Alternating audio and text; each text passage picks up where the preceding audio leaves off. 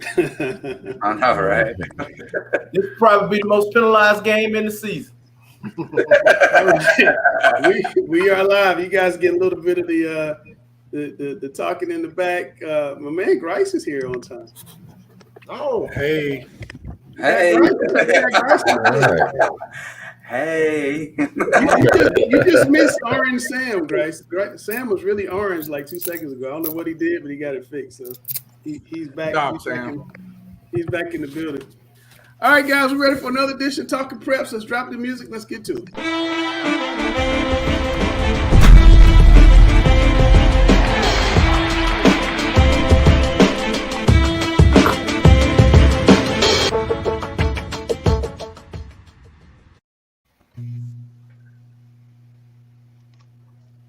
All right, welcome back to another edition of Talking Preps.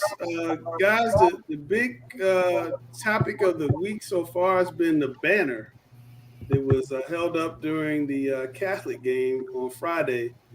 And I'll start with Dale. What are your thoughts about the big banner, Dale? Two things. One, is that really a smart thing to do that might motivate your opponent very heavily? But of course, I guess the reason that everybody's upset, I just don't know how you. I don't know how something like that. When I first heard about it, I thought it was just a sign that was held up. I didn't realize it was what the players ran through. So I don't understand how administration could let something like that go. I don't think it's a cool face to show. Yeah. Gary Richmond.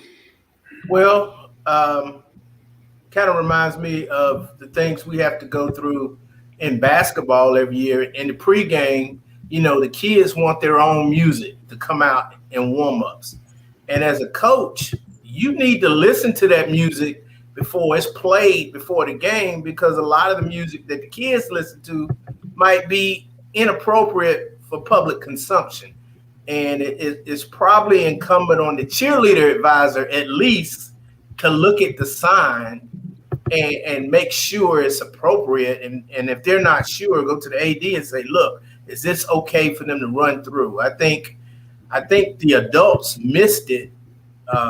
And that's what happens when you give too much freedom to the kids without knowing what they're going to do. Yeah. Grice, what is kind of the protocol in your career for the banner and how it gets designed and who takes a look at it before it drops? What's been your experience? I mean, I think, for me, and I think Griner can attest, like, I don't know what the banner's going to say when we get out there. You don't know. I was going to say, I think it's one of those things that, it's separated from the football team. I do think, any attempt to join the football team with what went on with that sign is, kind of a low blow and a little bit that's probably unrelated to the issue here. Again, it's a rivalry situation. I do think that, this was inappropriate or indecent to do so, but I think that, a slap on the wrist is appropriate for that. I mean, there are too many, aspects here at play. I mean, for anyone to try to equate this, with race is too, it's too many things here as there are white and black people involved on both sides. I don't think this is a situation in which, you could take it there. It's a situation where I think, some people, while the cheerleaders are taking a hit for this, there are a lot of people that were in that old Southern Mecklenburg Conference and that were part of that Union County Conference that would say some of the things Catholic got to do was very privileged. So speaking strictly athletics, which is what we attain to do here, that could be considered privilege by some of the things that Catholic has been afforded the ability to do. But no, it was indecent. Let me make sure I continue to reiterate that before I get hate mail. And a slight punishment and apology is warranted, but the football team is separate from this. But it's a rivalry game. Things like this are going to happen. You're going to have to punish people, and CMS did the right thing to make sure their bases were covered. Alex, want to get your thoughts. Having grown up in the Catholic school like that and having to have dealt with some of the things that Catholic kids get tossed at them, what are your thoughts? This situation has absolutely nothing to do with Catholicism. It has absolutely nothing to do with race. It has absolutely nothing to do with trying to pigeonhole, was this cheerleaders or was this because of, did this have to do with the football team, which it did not? This has nothing to do with any of that. This very simply is a situation reaffirming the requirement for appropriate adult oversight, even when student leadership might be acceptable and involved, that adult oversight must prevail.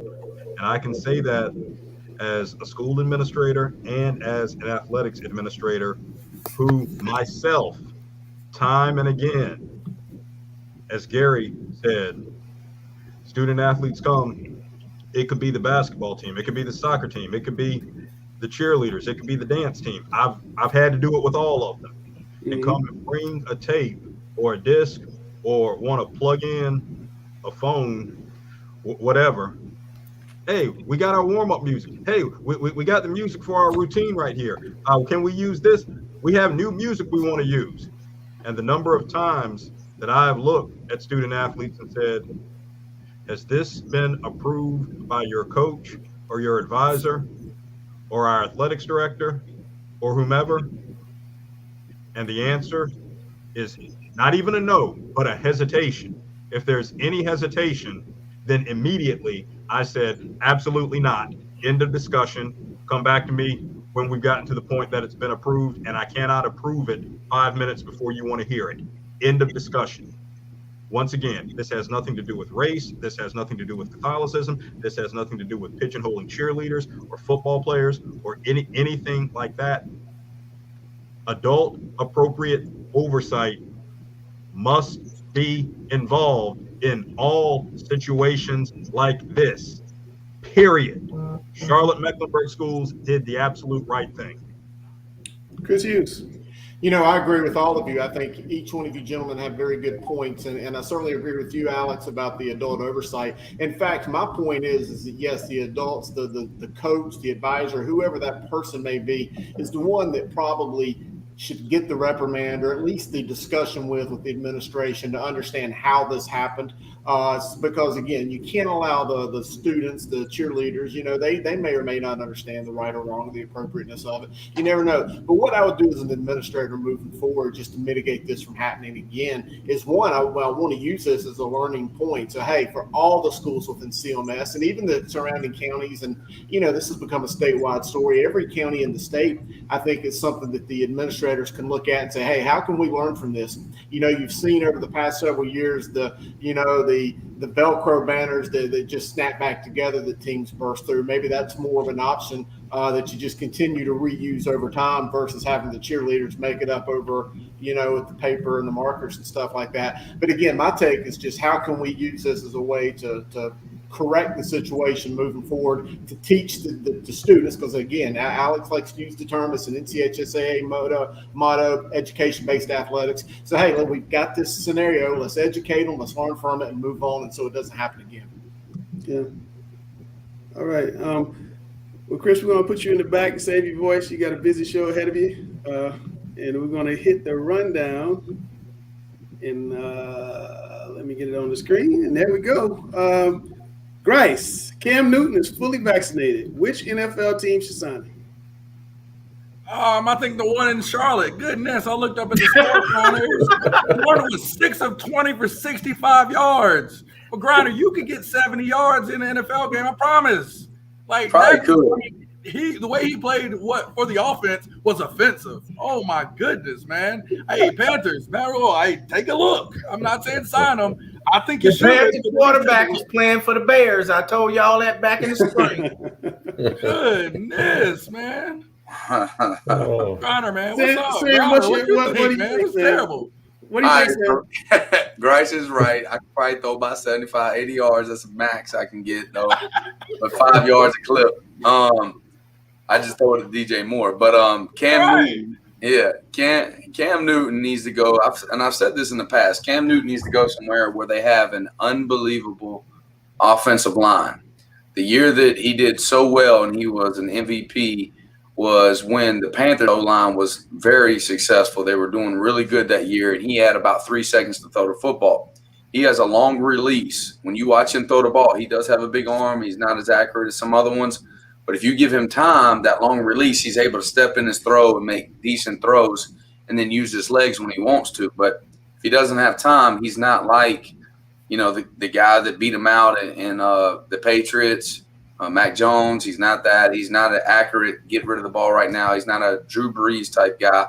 So that's the one aspect. The other aspect that I would look at is someone that runs the football. Like, how many more years does Cam Newton really have? He might have none, or maybe 1 or 2. What you need to do is you need to put him in a situation where he can help you. Baltimore Ravens. What is their backup quarterback right now? Do you know that, Grace? I don't know. Tyler Huntley kid, I think, UCLA, very similar to Lamar. Oh, he is very similar to Lamar. That's what I'm saying. You just got to make sure that you're going into a situation where you can run the read option. He is very successful, running a Tim Tebow type offense. Yeah. Oh, here we go. Yeah. Here we go. Coming. And then the other thing is he needs to go somewhere. Do that, Cam. I think Cam's a quarterback. I think Washington Redskins would be a good spot for him too because of the head coach. I think him and the head coach always got along really well. All right, Dale, does Kyrie Irving play this year at all? The Nets are playing right now as we speak, or does he sit out? Man, 2 points here. This guy is crazy stupid. And I say that, and I don't know if it's ignorance or stupidity to allow himself to be put into this position. I can't call it ignorance because we're just not at a point of being ignorant in some of the other things he's said and believes in. Makes me think otherwise. But I'm going to give the second point, and that is if he truly he in some manner believes his stance. And he's standing by. He's sticking by it. He's not letting money drive it. So while I think it's a stupid base stance, at least my second point, he's sticking by it. So is he gonna? He's gonna have to sit out. That's. I don't think he's got any options since he doesn't want to budge. All right, Gary, the Hornets start playing tomorrow night. Does this team make the playoffs? Not the play-in, but the playoffs. Well, you always have to add the caveat if they're healthy. I think if they maintain a reasonable amount of health and they can get Gordon Hayward through, say, 60 games. That's a big ask. That's a big ask, I know. But if they can go into the playoff, if they can stay healthy most of the season and avoid, a lot of COVID protocol where you have guys missing multiple games, I think they have the talent to do so. I think they've gained the experience, even though they're still a young team. I think they can go into playoffs, and I think they can go in as a 5 or 6 seed. And Kyrie will be back at Christmas because that's the most publicized day in the NBA, and that's the day he can get all the attention.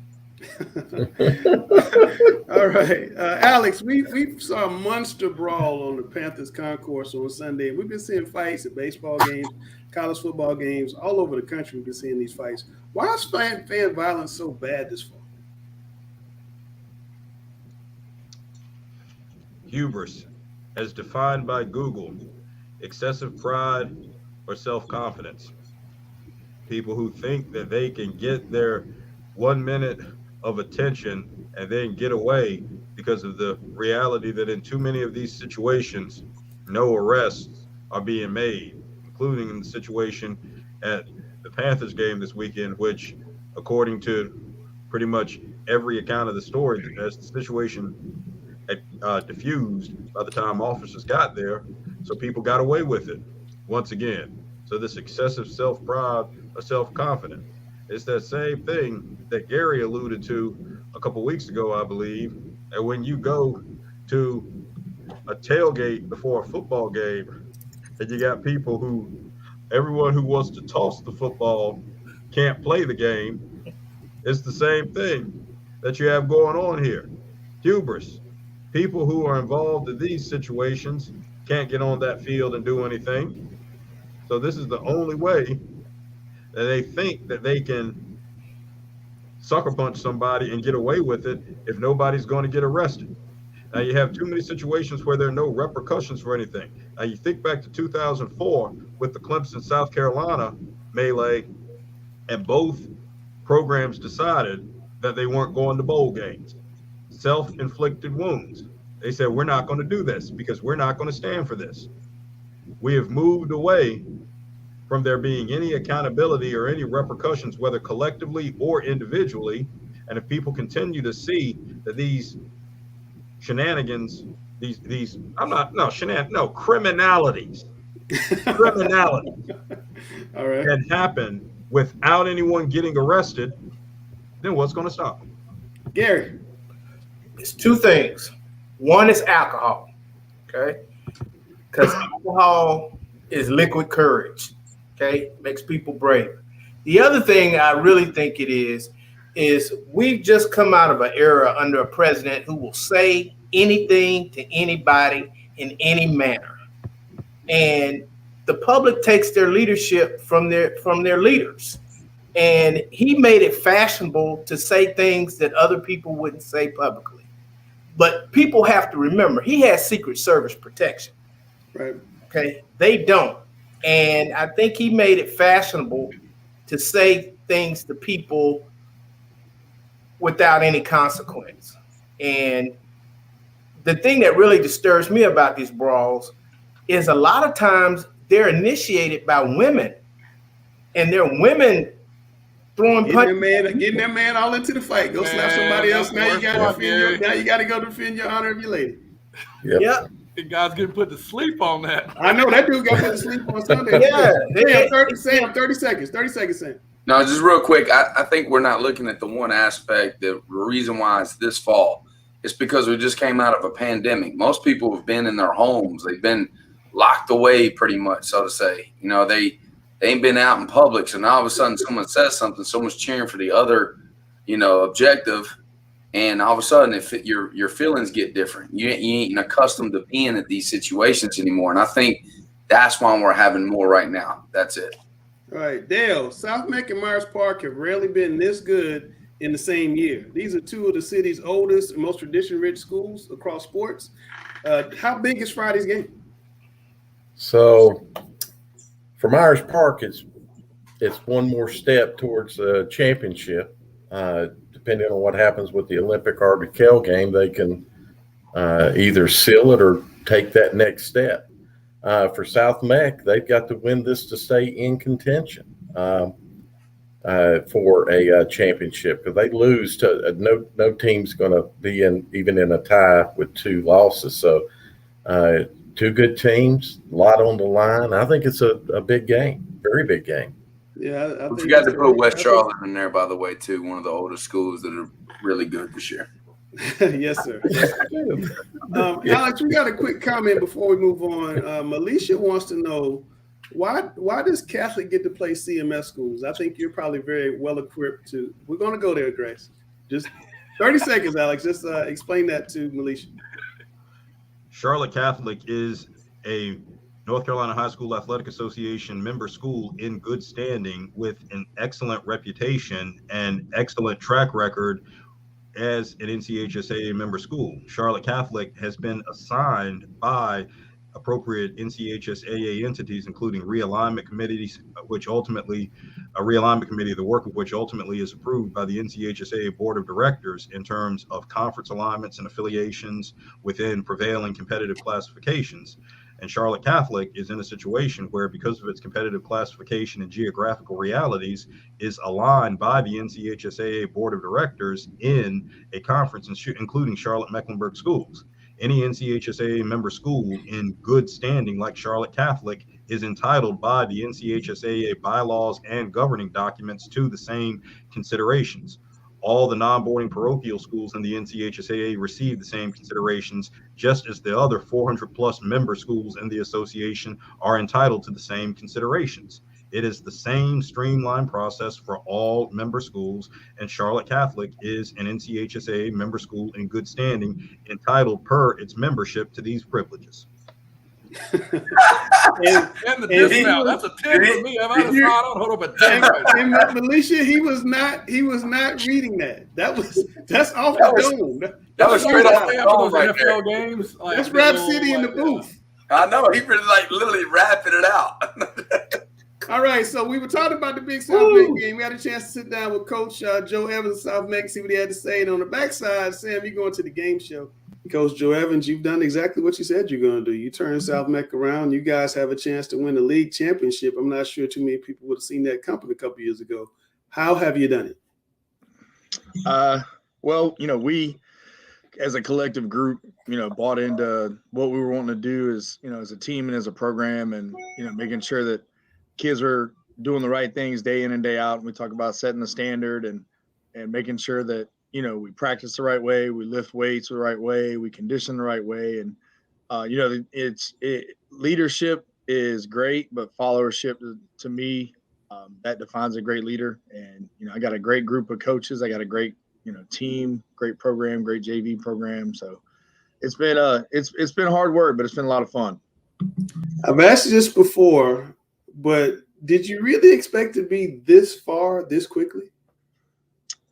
I mean, you kind of, when I kind of looked at it, I kind of figured about 3 years. I kind of figured 3 years was a good time. And, I looked at the youth of the program, and, there was a big sophomore class when I got there. So I figured by the time they were seniors, that they would be on the right path and they would, be doing the right things. And, 3 years has been that was kind of the timeline I was looking at when I got there. It's kind of ironic you're playing Myers Park in this game that could really put you guys in position to win the championship, because you'd have the one up on Olympic, you had a one up on Myers Park, you had a one up on Archie Archdeacon, so it'd be yours to win. Basically, if you win this one, this is almost like a championship game for you. Myers Park really well because you work there. What does this game mean for you, and how much of a special insight do you have into the Mustangs? Well, it's nice to be able to, even have the conversation about, trying to win a conference championship. It's nice to even be in the conversation. Then you look at a team like Myers Park, obviously a great program. I was, lucky enough to be there for a couple of years under Coach Chadwick. And, some of those coaches that are still there, I'm still good friends with their new offensive coordinator, Chris James, and their new defensive coordinator, Chris James. So I've known those guys for a while too. And, I have nothing but the utmost respect for them as individuals and as a program. That being said, we want to try to be 1-0 Friday night and go out and have a really good showing and try to get a win. Let's talk a little X's and O's, Coach. So you're going to throw the ball over the yard or try to. What do you guys have to do to slow them down, and what do you guys have to do to get going? And secondly, is your quarterback going to be back next week? I know you're not going to tell me, but I'm going to ask. Well, first and foremost, you watch film on those guys, and they can pitch it and catch it better than a lot of teams in the state. They do a really good job. Lucas Lindhoff, their quarterback, does a good job of getting it out to his receivers and letting his playmakers be playmakers. They protect him really well. His kids come down, his receivers come down with some amazing catches. They have obviously worked together, a lot in the off season and in practices. And, you really want to try to slow them down. I know they're going to run some tempo, and, Chris does a really good job of, running different formations and things like that. On the other side, we got a couple quarterbacks, and we got one quarterback, and we got another one, and, we're going to have a quarterback out there Friday. I knew you wouldn't tell me. This is interesting. Myers Park is the number 2 offense points-wise in the conference behind you, which is, I don't think people would think that. And then the number 1 defense is you. So you have the top offense against the top defense. Is that what this game comes down to? Is it something else? This game comes down to players, coaches coach, players make plays, right? Let's be honest. You got players all over the field on both teams. It's good to be able to score points. It's good to be able to throw the ball. It's good to be able to run the ball. It's going to come down to, who makes plays on both sides of the ball and who makes plays on special teams. Special teams is a really, really, really big part of, high school football, and it's an easy way to win a game, but it's also an easy way to lose a game. I didn't think we were very good on special teams in the spring. We really put a focus on getting better at it. But, I mean, at the end of the day, that you're going to put 11 kids on offense, 11 kids on defense, and they're going to do the same. And, going to go see who makes more plays. Well, it should be a phenomenal atmosphere out there. It's going to be sold out. Both sides can't move, can't breathe. And good luck to the Sabres, all right? All right. Appreciate it, Langston. Appreciate you, Coach. Take care, sir. That's my man, Joe Evans. Terrence and Shay, friend of the show, talked about how Joe did the same thing, Independence, and not a surprise. Sam, you've had a little experience in turning things around quickly. You surprised Joe's done so well so quickly? Not at all. Joe's one of my favorite coaches in the whole deal in CMS and entire state. I think he does things the right way. He's a very confident individual. He's perceived kind of like I am in a way, in a bad way sometimes, because confidence, sometimes people, insecurities, don't know how to be around someone like that. Right. Very aggressive in the weight room. Those kids buy in. The one thing you got to look at, a lot of the great coaches that can turn things around is their players buy into their head coach. They really take on the identity, and they're doing that with Joe.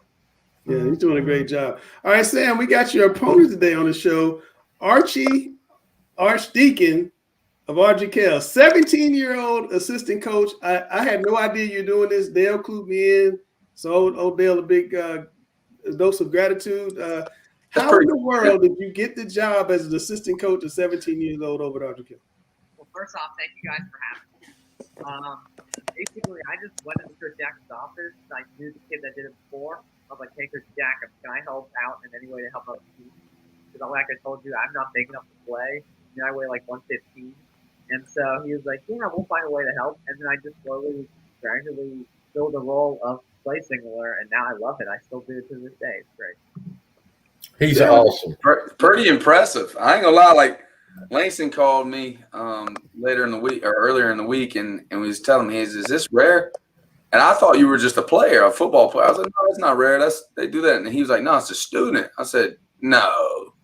And I was like, that's impressive, man. So, I mean, I could definitely see you being a GA, after you get out of college and just taking on the role, because it takes a special person to want to be around something like that. And maybe not be involved athletically, but do behind the scenes. You could be one of the greatest coaches down the road. You know what I mean? I know that might be some inspiration you have for yourself.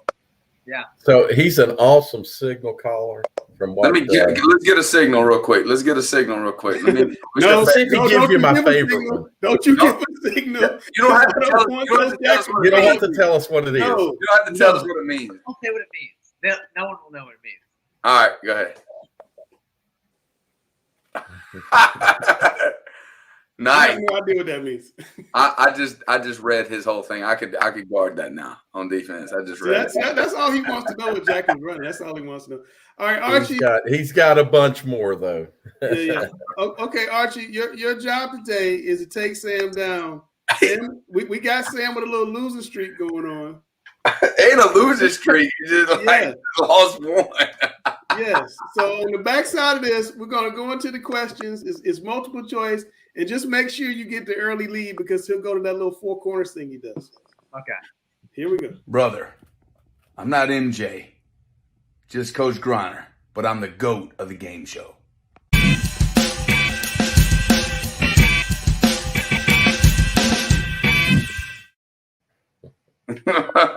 Yeah, it's a little something crazy right there. Sorry, man. Everybody looks at that, they're like, oh shoot.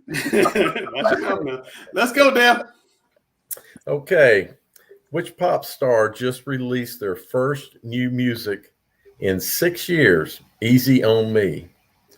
I'm going to learn something here. A, Britney Spears. B, Adele. C, Beyonce. D, Justin Timberlake. Archie, you're up.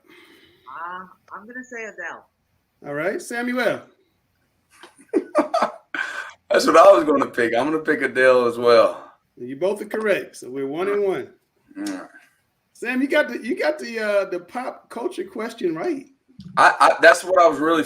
I like the Adele. I was like, none of them other ones. He always fears the pop culture question.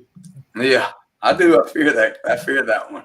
And just because you do, I got two of them. Oh my God! There we go.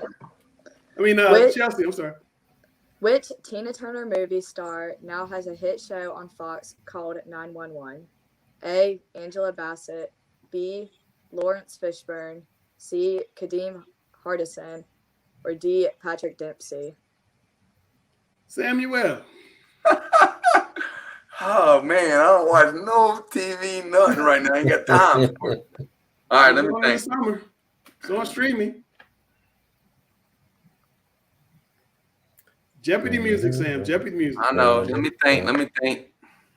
Yeah, you're trying to get your daughters to whisper the answer to you in the back. I'm gonna go A. A. Angela Bassett. Archie, what you got? I have no idea, so I'm just gonna take a shot in the dark. I'll say D. You said B as in boy? No, he said D. D is Patrick Dempsey, McDreamy? No, the answer is A, Angela Bassett. Sam has the lead, 2-1. What? Hey, Gary, throw it up in the back, baby. Gary, you know what he's about to do now. You know what he's about to do now. All right, Archie, I still got faith in you. Let's go, Dan. Okay. Which FBS college football team allows the most points per game in 2021? A. Akron. B. Arkansas State. C. Kansas. D. Miami. Archie. I mean, I've watched a few Miami games, and they've blown it hard. They're not good this year. I'm going to go Miami. Miami. Samuel. I definitely don't think it's Miami. I think it's either Kansas or Akron. I'm going to go see Kansas. The answer is Arkansas State. Oh, okay. I didn't even know that was a school. I didn't even know that was a school. I thought I was going to get y'all to Miami. I got Archie. I thought I was going to get y'all to Miami. No, I knew it wasn't Miami. I thought I had a good one right there. And it's on Chelsea for this one. All right. What TV show won the most Emmy Awards this year? A. The Crown. B. This Is Us. C. WandaVision. Or D. The Mandalorian. Samuel. Hmm. I've only seen one of these. I've only seen the WandaVision, which is great. I'm going to say A, The Crown. A, The Crown. Archie, what you got? I think it's Mandalorian. D. It is A, The Crown. Won 11 of them. I like The Mandalorian. Like if I had to choose, I've never seen The Crown. I just said The Crown just seemed like the right one, but I've never seen The Mandalorian is unbelievable. I'm with you on that though. That is really. I've never seen either one of them actually. I haven't seen any of them. How does it feel to be a champion right now? That's all I want to know. Oh, hush, Dale. Okay. I'm gonna give you my. So we're gonna go signal just right the now. opposite. I'm gonna give you my Which signal. college right now. football team leads the ACC in scoring this season? A. North Carolina. B. Wake Forest. C. NC State. D. Pittsburgh. Archie. Wake Forest is undefeated, so I'm going to go B. Wake Forest? What you got, Samuel? Yeah, I think it's B as well. Wake Forest. The answer is D. Pittsburgh. The team is leading the other division nobody's talking about. Pittsburgh's probably going to play Wake Forest. I was between B or D right there. I'm with you. Hey, man. Sam gets away with a little win. Unfortunately, look at Chris laughing. Oh, baby. Do that segment for me this week. Archie, thanks for coming on, man. Best of luck to you guys in the playoffs and the rest of the season, all right? Yeah, that's good. Appreciate you, man. Thank you. That kid's an amazing story, man. They're not out of the hunt for the championship either now. No. Everybody's still alive. All right, talking about Pittsburgh? Bryce and Chris, it's time for hard to Fresh tell. Faces. What's been going on with all the guys? You guys been talking about people from one end of the state to the other. That's what we do. That's what we do. Dare to Cherokee, baby. Dare to Cherokee. All right, here we go. Fresh Faces.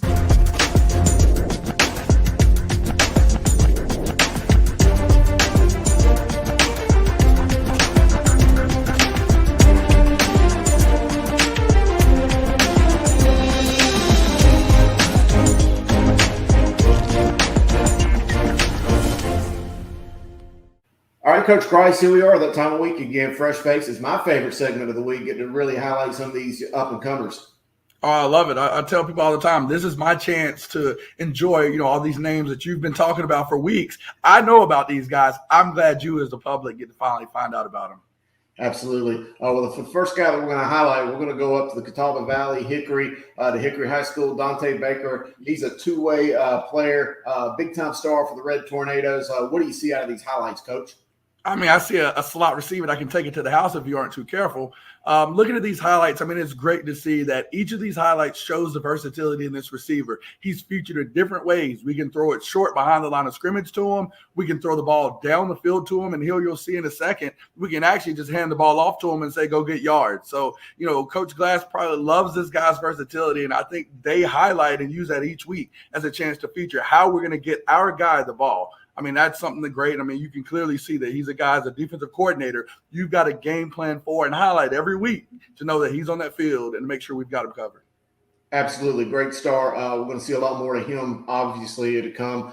Hickory's won 3 in a row, 5-3 so far on the season. Great job for them. Now we're going to move over to Apex area. They're in the Triangle area. Quarterback Max Bartell had 430 yards total offense in the close 47-49 loss to a really strong Middle Creek. This guy right here has been on a tear all year. This is a really solid Apex team, by the way. What do we see, Coach? I mean, see a kid that throws on rhythm and a guy that's going to get the ball out of his hand to his top guys. I mean, I think he does a great job of the decision-making as he's making sure he's throwing the guys that are wide open.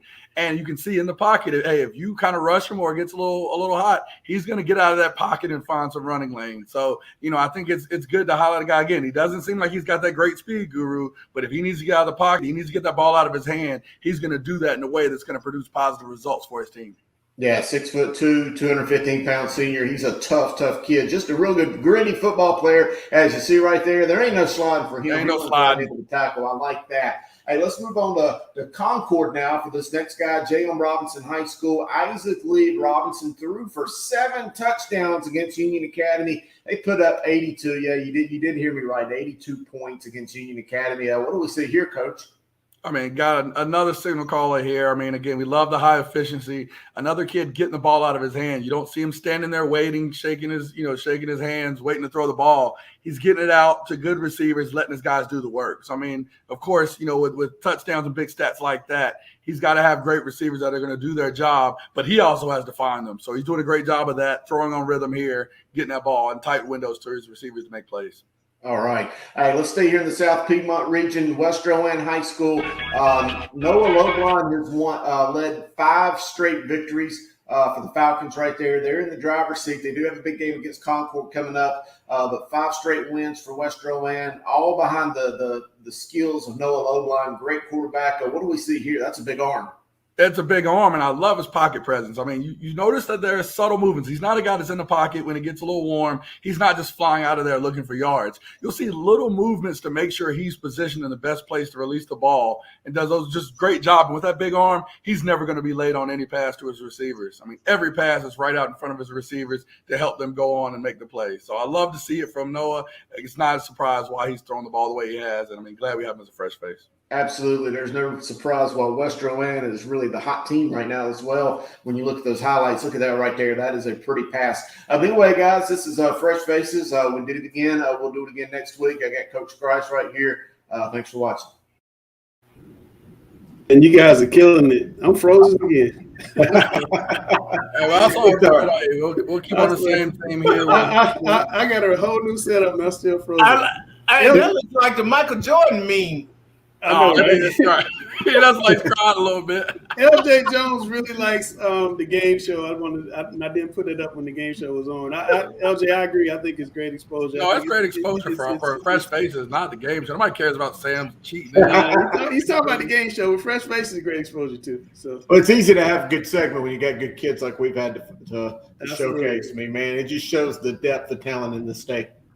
Absolutely. All right, it's time to go to the corner and find out where the top 10 teams are in each class. Here we go.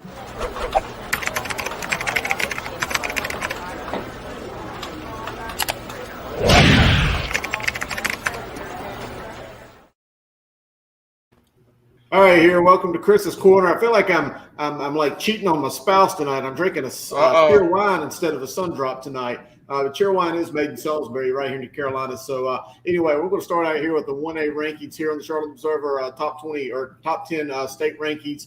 No surprise right there. Eastern Randolph, they've remained. Oh, wait. I'm sorry, Guru. I'm sorry. I made a mistake. LJ Jones was saying fresh faces. I told you. We told you that. I know him. That's my friend. I know what he's talking about. Fresh faces is a good exposure. So my bad. Go ahead, take it away, Guru. All right, well, let's do it one more time again. No surprise, Eastern Randolph undefeated, number one team in North Carolina. They beat a really good Providence Grove team Friday, and then Providence Grove played again tonight, beat Trinity 49-14. So Eastern Randolph, Coach Burton Cates remains number one. Tarboro, Coach Jeff Craddock, and that bunch, that Tarboro T formation right there in hot pursuit. Mount Airy won last night 45-6 over a really strong East Wilkes team. So Mount Airy, again, one of those top teams. Thomasville had the week off. Northside Pinetown, you remember they were in the state championship game in the spring. They are really coming on strong of late. Bottom half right there kind of shook up, but you start to see some of these Smoky Mountain teams really beat up on one another. We don't know how strong they are. I have a feeling once the playoffs begin, even some teams like Robbinsville and Murphy and Andrews and Cherokee, who are taking some losses right now, will probably still be in the mix. But there you see Mountain Island Charter, they're moving right on up. Northmore, still they got the one loss to undefeated to Cummings. But all in all, you're starting to get this 1A really shaping up. I think it's going to be a very fun playoff coming up here in a couple of weeks. Oh, definitely. I mean, you talk about, you got your mountain teams, like you said, beating up on each other. You might win the first game, but you got to win two in order to win state. And that Mountain Island Charter team, if they can get some home games and avoid being up there in the snow, I mean, Dylan Bison's throwing for 5,000 yards, I feel like. So, I mean, he's got a great chance to ensure they're going to put up the points. And so some of these teams they face, they got a great chance to be successful. So good to see them coming up there. Kudos to Coach Washington. Yeah, great point to you, Grice, because I can remember two vivid games where Mountain Island Charter probably was the best team, but had to go to Swain County and had to go to Murphy, and both times came home with tough losses. So great point. We'll look and see how the seedings shape up here in a couple weeks. That mountain home field advantage up there. There is. I was thinking one of these days we're going to get Swain County's coach Neil Blankenship on our Talking Preps Overtime, because he's got a great story of how they beat Mountain Island Charter, and it had nothing to do with how the game played out on the field. I want to let him tell it one day. So we got to get him on one day. But let's take it over here to the 2A rankings now. We'll see Reedsville still undefeated. They remain up top. Salisbury has just been phenomenal. The defense, Jalen Walker, one of our Mr. Football candidates, they've given up 27 points all year. Only two teams have scored on them. Northeastern right there. Maiden had that huge blowout victory over Bunker Hill. Shelby, again, I would take Shelby against about any of these teams and like my chances. I think they're still very much in the mix, as is White Bull, that's scoring about 50, 60 points a game here recently. St. Paul's, remember, they didn't play for about the first 5 weeks of the season. They have just been blowing everybody out the past 4 or 5 weeks. They've been playing 2-3 games a week now, it seems, for the past couple of weeks to catch up. Hendersonville, we've seen what they've done. Wallace, Rose Hill, Princeton, some really solid teams. And you could even go from 11 down to about 30 and find some really good teams in this 2A, guys. Oh, I talk about 4A Fight Club. 2A is not far behind. I mean, I don't know the last time I've seen Shelby as a team that's number 5, and you still look at them, like you said, like they could bring down the hardware for 2A. So it's going to be an exciting, exciting state championships in that 2A bracket. Yeah, I totally agree. And I think that Shelby team would be a top 5 3A team and probably a lower half top 15 4A team. I mean, they're just that good. I mean, we've seen them beat Mountain. Yeah, I mean, they're really good. All right, guys, well, let's flip it forward here to the 3A rankings. The 71st, they are now 8-0, by the way. They beat Purnell Sweat since this was documented. Dudley, Kings Mountain, Hunt, undefeated, although they've got the one loss as a forfeit. Southern Nash, they've got a huge game against number 7 Northern Nash Friday night. Statesville's in the mix. Central Davidson remains their undefeated. Crest, Scotland County. Scotland, even with that tough loss to Pinecrest, still looking good. You know, they've got that big game with Richmond here in a week or two. 3A is very much up in the air, if you ask me. Just for the record, I want to throw it out there that West Charlotte is number 11. Okay. I was about to ask, where's West Charlotte? West Charlotte is number 11. You'll be able to see that tomorrow morning, as well as some other teams. South Point is still very much in the mix. They won last night 35-21 over Ashbrook. So some good-looking teams there, guys. Yeah, I mean, and you got Kings Mountain up there. Their only blemish, as we talked about, was the Shelby. They've got a big game in, I think it's 2 weeks now, where they're going to go there and play Crest, number 9 Crest. So, that top 3 is solid as can be, but it's going to be some games that's really going to shake that up, I think, if we get some upsets. Yeah, and that Crest team, I really like. Maury Adams, who rushed for 167 yards in crucial time. He's not one of these guys that's getting 400 yards in garbage time. He's getting some really clutch carries. He had a 63-yard backbreaking run that really kind of put Crest ahead this week. So that's a team that I think is going to be really tough coming up here in the next couple weeks. Oh, I agree 100%. All right, let's take a look at the 4A rankings, guys. The big boys here. Huff number 1, no surprise about that. Chambers got that huge game against West Charlotte Friday. That could be a tough game for them. I have a feeling that West Charlotte's going to come out pretty strong. Cleveland looking solid as well. Grimsley, Newbern just continues to look really good. I took a really close look at some film of theirs. Their offensive line is just nasty all the way across. All 5 of those guys, I think, could just about line up for any team in North Carolina and put themselves up really well. Northern Guilford had that close win over Page. I actually picked Page to win that game. Didn't turn out that way, but it was a really close ball game. Myers Park, we see, is still right in the midst. Cardinal Gibbons, East Forsyth. East Forsyth, by the way, plays Glenn, who would have been 11th. That's a huge game on Friday night. We'll talk about it later, I'm sure. I mean, this Fight Club, for real. I think one of the biggest things we're starting to see with the 1-4A bracket now is a lot of a lot more parity. I mean, you got a lot of teams in the East. Before it was just Richmond, and if they would go West or East, and if they went East, it was just an automatic, feeling that they would get there. That ain't the case this year. As you've got a lot of top teams in the East that you're going to have to play some good ball to make it to, just to face one of these great West teams. And by the way, I don't even think that it's a given that that Cleveland, that Rollsville, that Millbrook, that Richmond. I don't think it's a given that any of them, Newbern, is going to go all the way and advance to the finals. And I'm going to tell you, I've been wrong about them all year. The more and more I look at this team, I'm not so sure Pinecrest ain't the team that's just going to go upset all of them. They just look really solid. They're tough. I mean, they're tough. And I mean, I think with the change in coach, I mean, people didn't understand how that was going to go. Didn't understand, with Metzger being there so long, what would be lost. And I mean, Curtins, he's really kept that going. And I really think taking them that extra step and giving them the belief that they can hang with the big boys, they continue to do, like you said, prove you wrong. Games you thought they were going to lose, they're pulling it out. So, I mean, kudos to them. Like you said, they might have that upset game where you got you scratching your head and send somebody to the U-Haul a little earlier than anticipated. I agree, guys.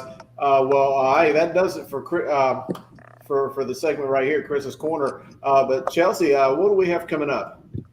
So this is kind of an older interview from August, and this is with Tad Hudson, where we kind of discussed his commitment, the upcoming season with Huff. And I think it's really interesting because we can see how he talks about, this season, and now we can look and see where Huff is with their success and how he described it in the preseason. All right. Well, let's take a look at that interview again. Great job as always. We always seem to cut you off, Chelsea. So I wanted to give you extra time to kind of get some face time right here because you do such an awesome job. Yes, you do.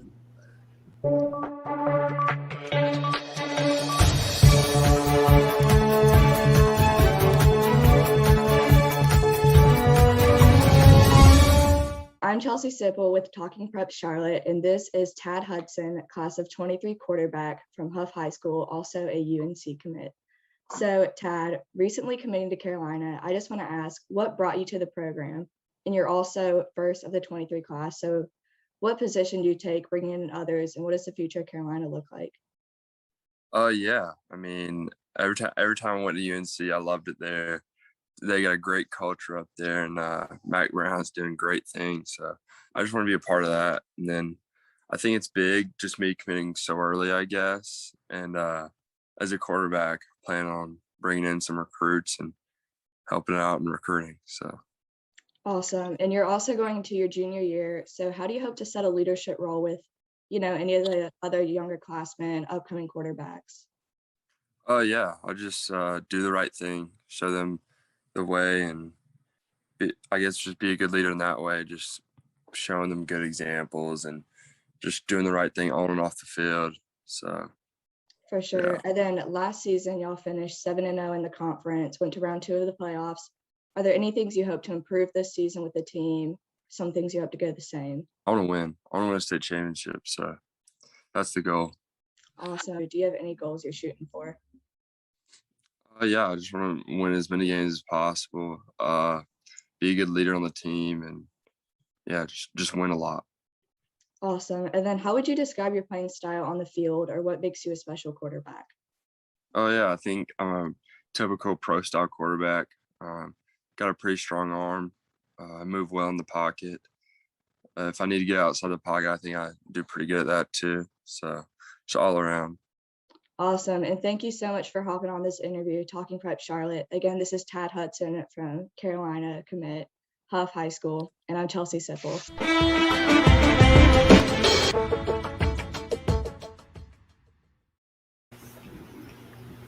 I see you, girl. That was awesome, Chelsea. Come a long way. How does it feel for you? Like, you talk about in the beginning of seeing an interview that you did in the past. I mean, how, kind of your perspective of like an interview then versus now. I mean, do you feel like you've gotten better? Do you look at it and say, wow, I need to do that? Or what's your take on it? Yeah, I don't think I kind of like know it in the moment until, I look back and am able to watch those interviews. So I think really like side by side, just looking at my one from last week compared to one from August, I can see that growth personally, just, with how I communicate with the athletes, the questions I ask, and just being able to, to kind of dig those responses out of them.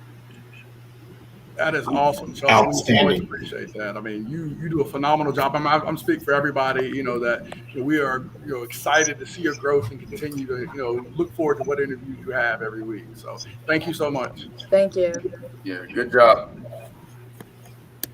All right. Now let's see who made our Mr. Football list. I told you guys last week we're cutting our list from 16 down to 12. Let's see who made the cut.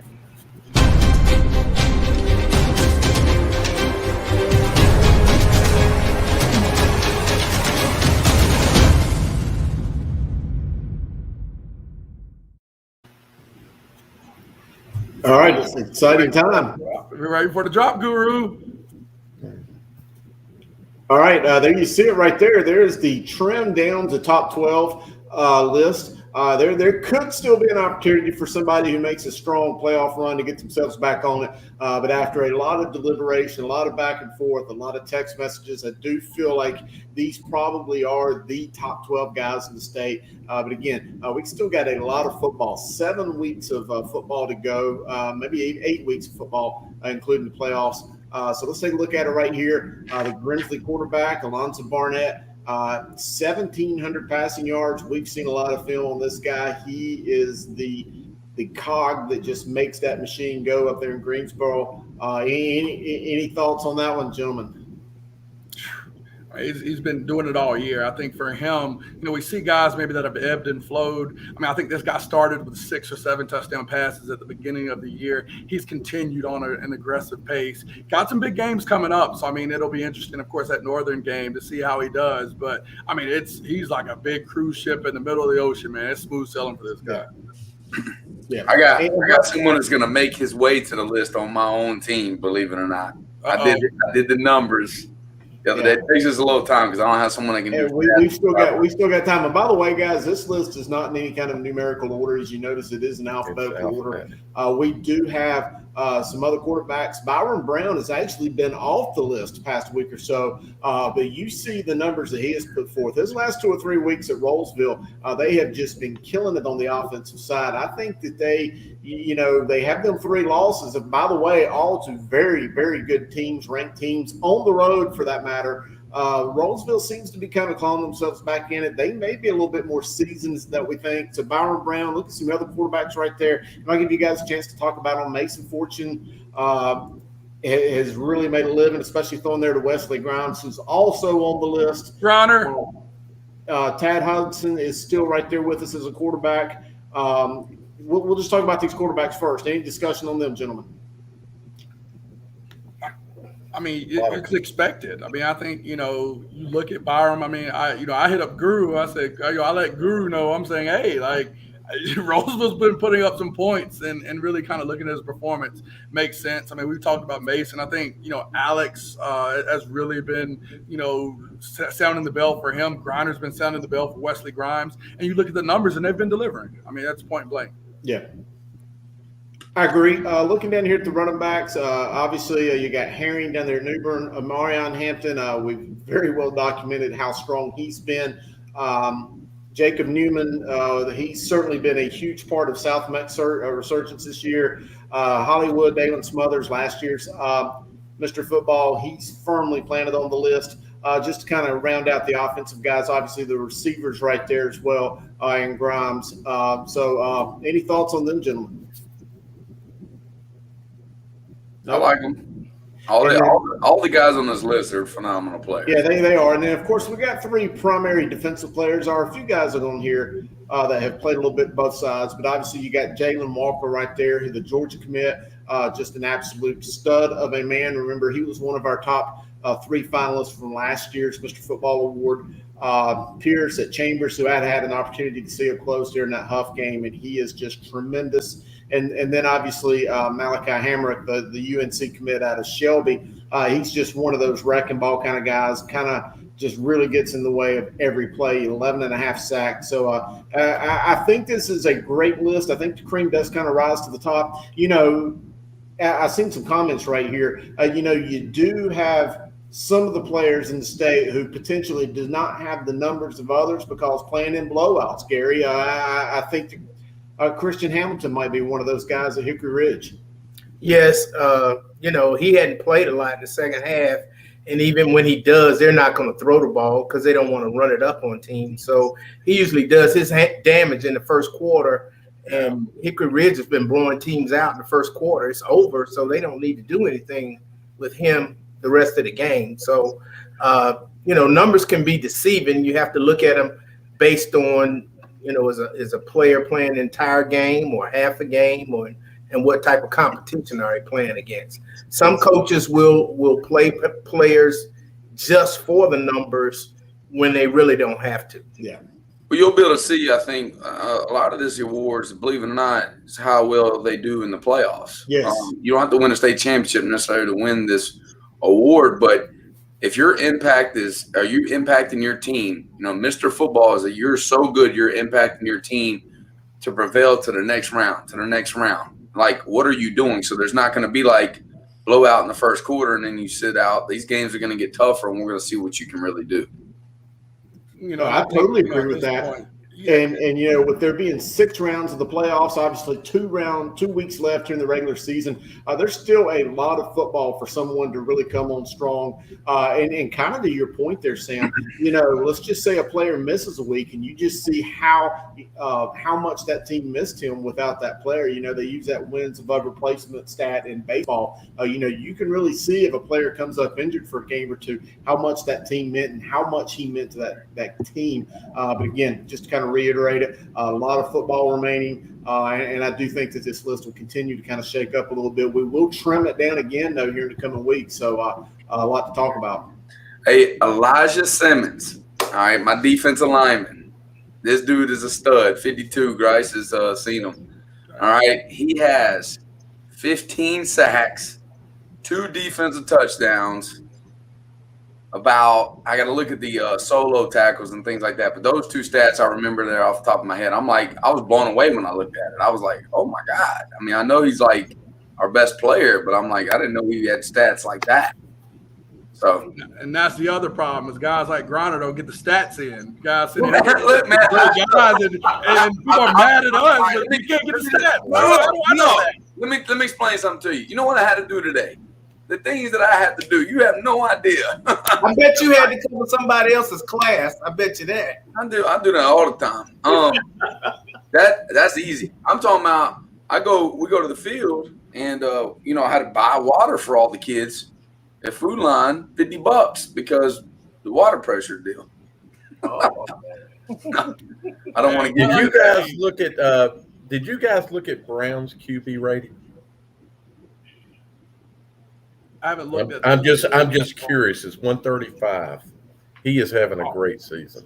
He is, and I mean, he had a slow start. I mean, I think Drew, if I'm not mistaken, they got trounced by East Forsyth pretty good earlier. Well, yeah, and again, the prevailing fact about Rollsville is who they've played. They have played a very aggressive schedule out of Eastern North Carolina, as opposed to maybe a few of the other Raleigh teams who really hasn't. So, again, as we looked in, and this week's going to be a great barometer with them playing Wake Forest, but I think that they're a little bit more seasoned, is the word I think I'll use, moving here in the next coming weeks. Let me throw out a name here for you as we're sitting here talking about Mason Fortune at Millbrook, a 10th grader who wears number 9. Mason Fortune is turning in one of the best 10th grade campaigns we have seen in the Greater Triangle in approximately 30 years, 29 to be specific, when there was another number 9 who wore blue and gold at Northern Durham High School as a 10th grader named Jason Peace, and led Northern Durham to the 1992 state final, where the Knights fell just short to East Forsyth, who made a play at the end of the game to win. Mason Fortune is evoking memories of that sophomore campaign that Jason Peace had. And thank you for that. You're correct. Yes, absolutely. Thank you for that info, Chris. All right. Well, again, great conversation there. We look to continue this. Again, there's a week-by-week assessment. So, guys, you continue to have great performances. We're going to continue to make sure that this list is reflective of that. Speaking of great performances, now it's time to highlight these guys that balled, and they got the call. Let's see these week's nominees for Crisis Gems.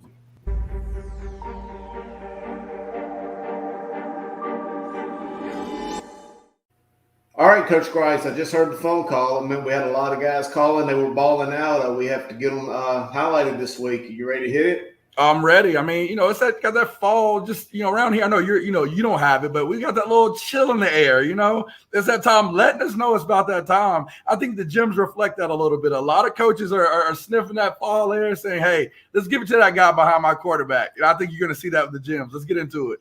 Absolutely. Let's start off right out the bat. Up in the mountains, Smoky Mountains, Smoky Mountain High School. Isaiah McNeely had 260 yards, 4 rushing touchdowns Friday night against Franklin, 44-27 win. Franklin was a top 25 ranked team, so that was a huge win for Smoky Mountain. What do we see out of this young man?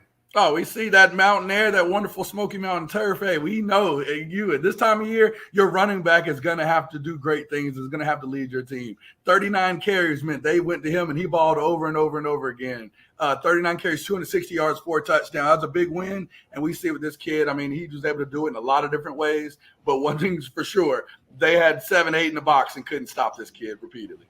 All right, man. A great performance there Friday night. Isaiah McNeely, glad that we could highlight you. Hey, let's go back to the Raleigh area now and go to a high school we've talked a lot about this year, but for the first time, I'm glad that we're not talking about Amarion Hampton. He has just ran all over everybody, but there's so many other ballers on that team. Cleveland High School's Jay Sean Middleton had 263 yards total offense against Southeast Raleigh, probably on the receiving end of some of those great-looking Skylar Locklear passes. This is a good-looking athlete, Coach.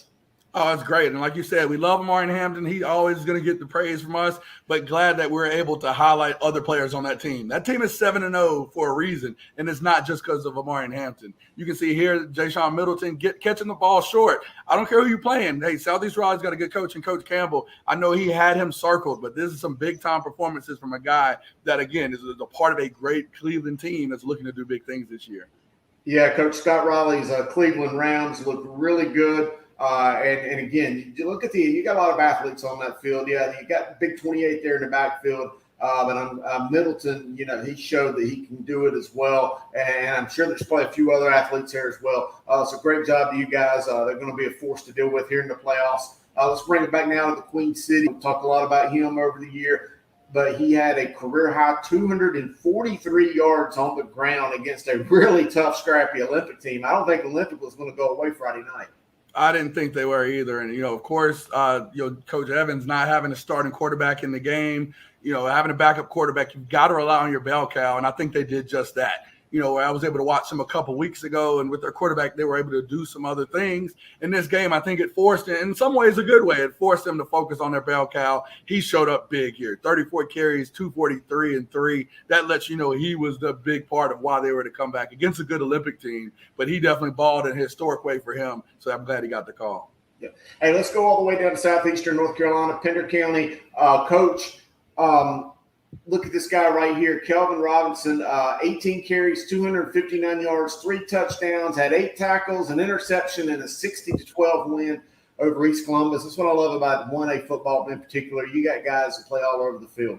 Oh, definitely. I mean, I call them stat sheet stuffers right there. I mean, every column on the stat sheet, they're gonna highlight. Again, Griner, we got us a defensive guy on here, or at least one that played in this game. But I love the versatility. He was able to run the ball here. I mean, high yards, low carries, 18 for 259, but also the 8 tackles and a pick against East Columbus. I mean, big reason with this team of why they were successful. And you got to highlight a guy that's going to be a stat sheet stuffer there. So glad to have him on there. Yeah, and they run that Georgia Southern ham bone offense of the 80s. Coach Tom Means, they really put a lot of points on the board. So great job there. And then finally, we're going to go up to South Caldwell High School. This is a team that is 6-1, really getting it done. Beats Alexander Central on Friday night. A lot of that was behind Jackson Wilkerson, who had 212 yards and 6 touchdowns in that big game. Oh, that's big time. I mean, we talk about that against Alexander Central team. You see here, my favorite little phone booth football there. But again, if you got a guy that he's going to make your first guy miss, and if everybody else isn't aligned appropriately, he's going to take that for some big yards here. So it looks like, again, got the high numbers. Again, we talk about this with that fall chill in the air. Could be some running backs with some high carry numbers, 30 of them for 212 and 6 touchdowns. That's a big win over a tough Alexander Central team. And you see that split back veer right there. That's my kind of football. The grounding and pounding it, running there between the tackles. So that's old school football. Great to see it. We got a lot of phone calls, got a lot of tweets, a lot of text messages. Again, hit us up at #Grice'sGyms. And man, we did it again. That was a good week of talent, Coach. Oh, good week. And like I said, hey, some of these receivers feel like they got to get some love, but I think your coaches feeling that crisp air outside are just handing that ball off. So, again, if you're balling, whether it's by land, ground, however it is you're doing it, please hit us up at Coach Jay Grice, at Guru Chris Hughes, at Langston Works Jr., or at Observer Preps. As we always say, if you ball, you're going to get the call. And it was funny, as I was playing, I got 3 messages. Are you guys doing the super team? Yes, we are doing the super team. We'll come out in December. Chris and Grice will be playing the lead on that. We'll be sending nominations out for the super team. Karen Belt, Chris, says you guys need to consider Jacob Neely, Forest View, Gaston County, linebacker, also playing multiple positions. Didn't play last week in the Crest game. Just passing it on. Yeah, well, I am very familiar with that Forest View team. And by the way, I've had them ranked multiple times this year. Coach Chris Medlin's actually got a couple really good-looking guys on that team. Running back who is just an absolute haul. So we'll certainly take a look at him. But I know the record, they're about a 500 team right now. But just because they're playing in what I think to be a very, very up year for Gaston County football. I mean, everybody just seems to be balling. Even Ashbrook, absolutely. Even Ashbrook that hadn't won, they're a tough team. I think that at Forest View, if you put them in Cabarrus County right now, they'd be undefeated. All right. Well, as you can see, wait, stop. Let me take Hickory Ridge out of the equation. I saw Gary about through something. Whoa! You can't stump my Schwabs I got on here. I'll tell you guys, I got the best dudes in football on this show for you guys every week. All right, it's time for the Grice is Right, and we're going to find out about the top games, and Grice is going to break down the big game. Here we go.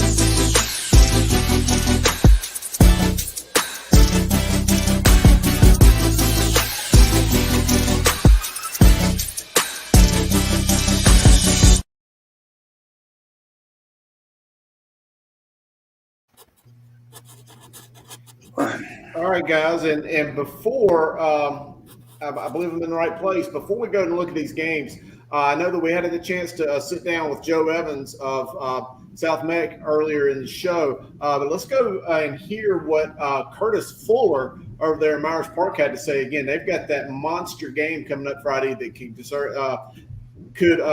give the outcome of the conference championship. So let's hear from Coach Fuller. All right, we got a big game coming up on Friday. Myers Park's playing South Mecklenburg. The winner's going to have a really good shot at winning a conference championship. There's a three-way race. Archie Kell's also a part of that. But to win the championship, Coach Curtis Fuller of Myers Park, you got to beat South Mecklenburg. Let's talk about that game. What does Myers Park have to do to beat South Meck and get in position to at least get a share of that championship? I just think we honestly, like I said, we got to be Myers Park. We got to continue to do the things we've done, over the course of the season. Our body of work shows that we're getting better each week. And in my opinion, we need to continue to get better each week, and it starts honestly with the quarterback, him taking care of the football, getting us in the right play, getting us out of bad plays, and getting our playmakers the football. And then on the defensive side of the ball, we always talk about, don't go for the big play. Don't let them have a freebie because we blow a coverage or we don't line up right. So in my opinion, those two things are going to be the things that we talk about all week. And the things that will help us be successful on Friday night. I have a feeling that this game is going to be incredibly well attended. South Meck and Myers Park are two of the oldest schools in Charlotte, two of the more traditional schools, but they're rarely this good at the same time. Myers Park has been good at times, South Meck has been good at times, but it doesn't seem like they kind of match together. And now, here we are matched together. Is there a different feeling around campus? I know it's early in the week, but is there a different feeling around campus this week than some of the other weeks of the season? Yes, I think there is. We got our team app today. She shot out, and make sure you get your tickets early. I just think the excitement, South Meck being right there down the street, Myers Park, a lot of the kids, whether they're playing football, basketball, soccer, whatever you name, they know each other. So I think it's a great opportunity for the whole community to come together. Friday night, to me, it'll be, 3 hours of an excellent game. And to me, that excites me. To me, that it's a great setting for our community, and I'm excited for it. Yeah. You talked about familiarity. South Mecklenburg's running back, Jacob Newman, played for you guys last year. Several players over there played for you guys last year. We know what you guys are going to do offensively. You're going to throw it all around the yard, all your fancy weapons. But what are you going to do to stop South Meck? Because we don't know if their quarterback's going to play, but last week they gave the ball to Newman 34 times. It probably seems like the recipe again this week. What are you guys going to do to slow them down with that big offensive line? I mean, I think like I said earlier, we got to control the deep ball. And, they make some plays. They got a couple guys out there, 6'1", 6'2", 6'5". I think he's a basketball player, and they can throw it up and make plays. Secondly, I think we got to be good tacklers. Mr. Newman does a great job running the football. He was a good player for us last year. I've seen nothing of him slowing down on tape. He's done a good job. And Coach Evans over there really has a great idea of how to get him the football. And to me, that's the thing that a lot of high school coaches miss is how do I get my player the football in different form or fashions? And I think Coach Evans does that very well for Jacob. And then also Langston, they got another back that's pretty good in my opinion too. So he's got a little bit of a two-headed monster. And so it'll be a challenge for us on Friday. Figuring out how to slow those guys down. Okay, last question. I asked you this early in the season. Are you guys where you thought you would be right now, or do you think there's still a little bit more we got to get to as we get ready for the playoffs? I honestly think there's a little bit more we got to get to. In my opinion, and I'm probably our own worst critic, we're not playing clean football, Langston. When I say that, too many times it's 1st and 15, it's 1st and 20. Too many times we're getting off the field on 3rd down and we get a personal foul because we're hitting the quarterback late. We're holding in pass coverage. To me, we have not played a clean football game yet, Myers Park. So we're not where we want to be, honestly, but we're not where we used to be. And that's what I talk to our kids about all the time. So we're getting there, and we're going to continue to push that truck as we always talk about it. All right, Coach. Well, there I go. I can't control my board. All right, Coach. Good luck to you guys on Friday. Continue pushing that truck down the road. Thank you, sir. All right, a great interview right there with Coach Fuller. I like what Coach Fuller had to say. By the way, gentlemen, I always like a coach that you're happy about what you've accomplished, but there's always room for growth. And like he says, pushing that truck down the road. Any thoughts from that, gentleman? Definitely. I mean, he's in a big spot. I mean, I think, having a team like that with high expectations, you kind of have to play that middle ground. I mean, you're definitely proud of your team in one sense, but, he clearly, as he knows, like we all know, they have bigger goals than to be, wherever they are currently. They want the conference and then ultimately the state. And so, definitely understand the sentiment for sure. And, definitely going to be a big game on the South side. Actually, I was kind of confused by the interview. He mentioned he keep pushing the truck down the road. I thought we would talk about shiny new toys earlier this season. So I'm a little confused by that. One thing about which I was not confused was his reference to, and I quote, Mr. Newman, unquote. When a coach refers to an opposing player with that salutation the week of a game, you're in trouble. He knows how good Mr. Newman is. Very good take. And when you refer to a player as Mr. Newman the week of the game, you're in trouble. Hey, I like it, Alex. I wonder is he calling him Mr. Newman in practice, though? Doesn't matter. You know what I mean, don't you, Sam? He came on Gary.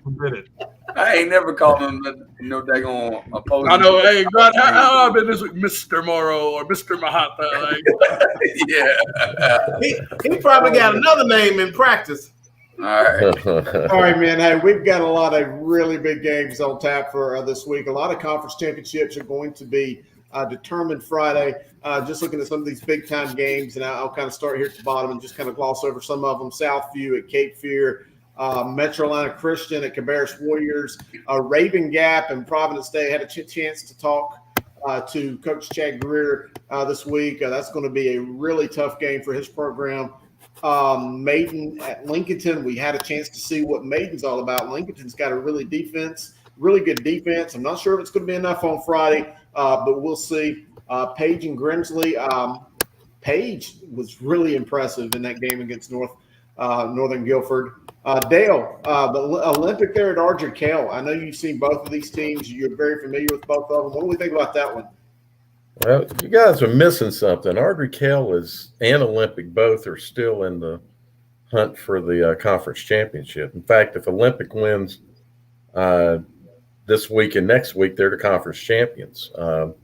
Archie, they've lost to Myers Park, so they're in a little bit tougher situation of they need to win out and then hope that Olympic can beat Myers Park or if South Meck and Olympic can beat Myers Park. There's a lot of this conference has two huge ball games this week, and having seen both these teams play and having seen them play against common opponents, this is going to be a fairly evenly matched game. Olympic surprised me. I thought South Meck would manhandle them, to be quite honest with you. And South Meck about got manhandled. So Olympics got something under the hood that can maybe give Archie a little bit of trouble. But I think it's going to be a great ball game, and I think it'll be a close one-score game.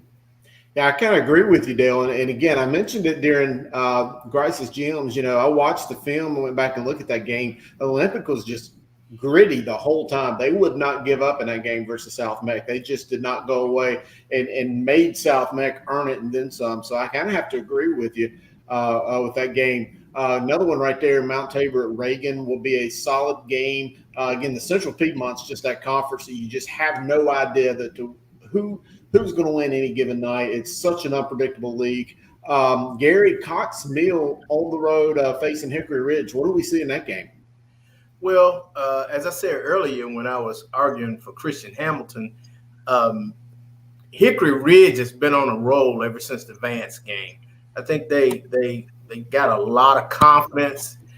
They took Vance right down to the last possession of the game. And since that game, they have been blowing teams out. And most of their games are over by midway in the second quarter. So Cox Mill will have a tough game on their hands. I think it's senior night at Hickory Ridge. The Cox Mill is going to have to stop the early onslaught of Hickory Ridge. And you know, we've had Alex Bentley on the show, the quarterback, and of course Christian Hamilton, who's that dude. But Hickory Ridge is playing defense this year, and they're led by Ethan Young and Kyle Perry and Jordan Wilkes and two standing corners, and they are playing great defense as well as great offense. And Friday night is their opportunity to at least tie for the conference championship. And next week, should they win Friday, they'll have the opportunity to win it outright. But Cox Mill got a tough game, and they need to stay in it for at least a half to have a chance, because Hickory Ridge has been putting up over 40 a game ever since the Vance game. All right. New Bern's going to D.H. Conley. D.H. Conley, by the way, shot Jacksonville Friday night and just blew them out. Very kind of an unexpected game. Leesville Road on the road against Sanderson. Sanderson, by the way, has won 4 in a row. They've really started to get better as Coach Jeremy Buck, again, a former Charlotte coach, has recovered from the COVID. They've gotten stronger as he has. I expected them to be a good team to begin the year. Shelby at East Gaston, who would have we'll kind of see how East Gaston comes off of that very emotional double overtime loss against Burns. Yeah, almost knocked them off. Western and Concord, that should, by all means, establish the winner for the South Piedmont 3A. Alex, Wake Forest is going to Rolesville. That's a big game up in the Triangle.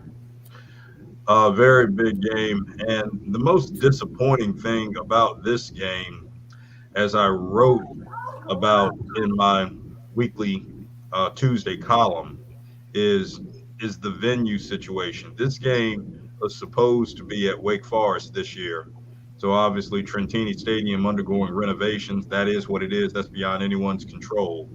This is the type of game that should be played at the North Carolina State Fair. We saw what a great electric atmosphere, as every year, the Red River Showdown gave us a couple weeks ago, particularly after 1 year hiatus.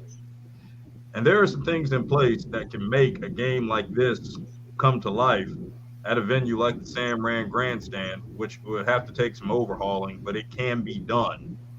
High school football should be a part of the Rand Grandstand tradition, which has included one of NASCAR's most recent dirt track races from 1970, and horse racing there. So why not high school football in that electric of an environment?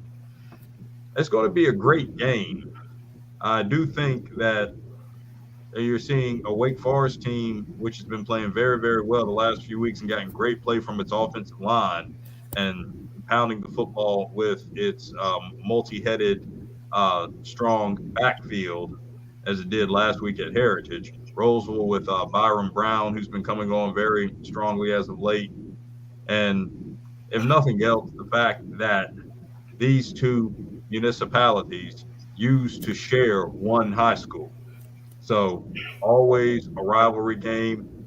Many, many student athletes and families who derived from the Wake Forest roots and helped form the foundation for Rolesville when it opened. So very familiar with being a part of a successful tradition and looking to create one of their own. It has all the makings of a great game.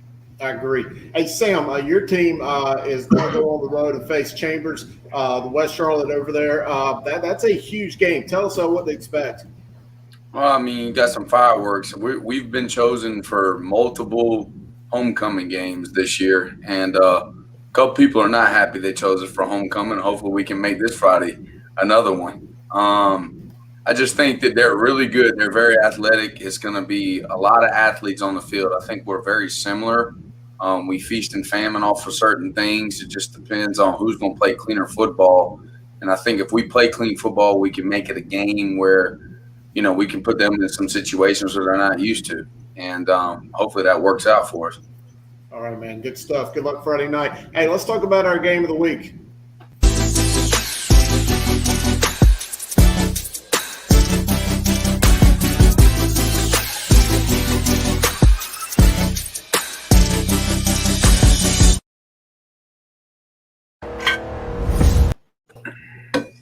All right, take it away, Grice.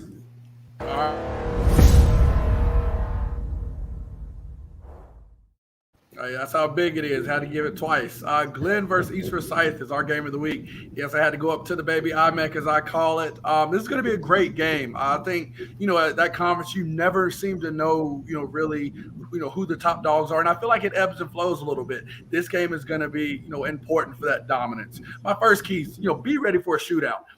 Teams are averaging 90 points combined. East Forsyth, of course, with the lion's share of that, averaging 52 points per game, led by their quarterback and all-purpose all-star. He's like a Lamar Jackson, Jalen Alexander Rayner. He has 18 total yards this year and is the guy that you need to stop if you want to stop that potent East Forsyth offense. Looking at the second, key here, defense, it's a little different. When you have two teams that are high scoring, it's not about limiting points. It's about creating chances for your offense. Turnovers and big plays on D are going to be key. If Glenn is going to be able to have any chance of slowing them down, they're going to have to lean on their big play defensive lineman, Albert Red. You talk about 12 sacks from him, 26 hurries. He's the guys I talk about. When you're scheming, you got to circle him to make sure he's accounted for in your protection. Trevor Warren's also another guy that's going to be a guy that's going to make big tackles. Hopefully they can at least get some semblance of some 3-and-outs or one or two stops, which could be the difference. From the East Forsyth side, they've got their own share of guys. You talk about the NC State commit, Isaiah Crowell. He's going to be there, marked on there, number 1. I bet he's going to travel with them all game. He's a guy that, wherever he is, you better make sure you're not throwing into any coverage where he is, where he's going to pick it off. Also for them, RJ Brown and their guy, Nick Martin, has 9 sacks so far this year. So it's going to be big on defense. It's a little different than what most people are looking at for a high school defense. Just make enough stops with the bigger focus is getting your offensive ball back as soon as possible and in the best field position that's possible there. And the last item, you guys know I like to look at the matchups, at the historical matchups. We looked at it with Butler and Richmond County, how Richmond had that in. Looked at it even, last week with Maiden and Bunker Hill and how Maiden had dominated that series and continued to do so with a huge win last week. This is one that you look at and it's just, can Glenn shift the balance of power, in this league? East Forsyth, of course, as we know, has dominated last 5 or 6 years, winning 2 state titles, back to back. I think it was 2. Guru might have me. It might have been 3. But the bigger thing with that is that Glenn had the 35-13 win in the spring, and you kind of got the feeling that maybe East Forsyth was a little down and Glenn was ready to take that mantle. This game is going to show us and really prove if they're ready to take it over and become the dominant power that East Forsyth was. So I'm excited for this game of the week. Wish I could go see it if I didn't have my own game. Choose who you think's going to win, Grace. If I had to choose, I've got Glenn. I think they're gonna continue to stay in that mode. I think East Forsyth has been dominant. But, you look one at the comp. I think Reagan, caught East Forsyth slipping a little bit, was able to be tough against them. Glenn was able to dispose of them pretty easily early on in the season. So I think Glenn's got that chance. I may be wrong here, and I think, if East Forsyth wins, they're gonna win pretty big. But I got to go with Glenn here. It would be hard for me to pick a winner as well, but I do. One thing I want to think about, Glenn has now won this game 2 times in a row, so the balance of power has already shifted. Glenn has won dating back to last year twice in a row. I think that's got a sour taste in Coach Willard and everybody there, that East Forsyth team. I think East is going to come out ultra motivated, even more so than they would be. This is going to be a heck of a struggle. I think it's going to be a heck of a ball game. One possession game. I'm willing to bet lunch on it, Chris, that I'll take Glenn. I think Glenn would have probably been my pick as well. But again, let's not forget this conference is so close. Glenn in a close game with Butler-Charlotte. Reagan is right there in the mix. Those are 4 bona fide dogs in that team, in that conference, leading that team. Any one of them could probably win any given night. But hey, guys, we see us all in the 3-way. So what time is it? Thunderdome. Out the door. Welcome to another edition of Thunderdome.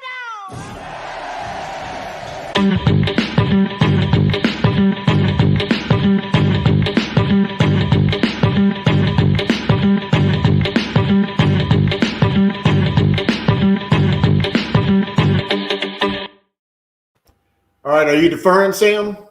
I always defer. All right, so kicking it all off to Coach Grice. Here we go. Let's knock it off. Coach versus coach. Question number 1. Players going into the transfer portal mid-season. Is that good or bad for college football, Coach Grice? It's it's a weird way to say this, but I think it's good. For me, I've definitely heard Griner say this on the phone when we're talking about certain situations. Hey, if you don't want to be on my team, leave right now. Don't pass go, don't collect $200, get the heck out. So I think for me that's great. If somebody that doesn't want to be here go ahead, go and leave, make sure this process, one, can be beneficial for you, but two, I don't want to put you in a situation where you're on my team and have the ability to cause or create an incident that can take away from what we're trying to do. So I think it's great. Get out, go find what's best for you, and we all can be happy. How exciting, like if someone enters the transfer portal midseason, the coaching staff that's coaching that guy, I mean, they're happy because they know that they can start recruiting heavier now. So it's actually a good thing for the colleges. It's terrible for the players entering in the transfer portal because there's too many people in the portal. You're not going to go where you think you're going to go unless you're just the dude. I mean, you got about 150 guys that actually really go somewhere, and you got like 3,000 people in the portal. And then all these guys that are Division I players, they end up playing at Division II schools and stuff like that because they didn't stick it out. But it's crazy. Yeah. Agreed, guys. Not to mention the effect that it's got on the current recruits trying to go up from these high school classes. So it's certainly got everything convoluted. But we're going to stay on your side now, Coach Griner. Let's go to question number 2. Down 14 in the fourth quarter. You score and cut the lead to 8. Analytics say go for 2. What are you going to do? We're down 14. Cut the lead to 8. I'm not going for 2 there. I'm kicking the extra point.